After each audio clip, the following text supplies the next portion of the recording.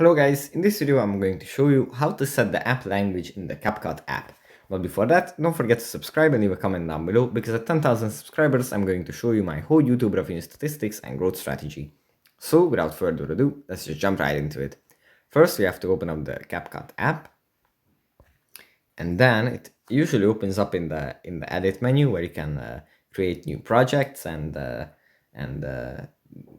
begin editing.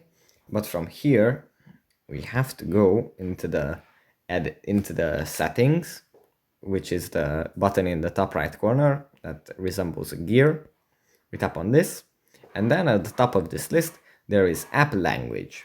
If we tap on this button, then we can select the language that we want the app to be in, that we want to use from this list. There isn't too many languages, but I think you can find one that suits you and that you can use the app in.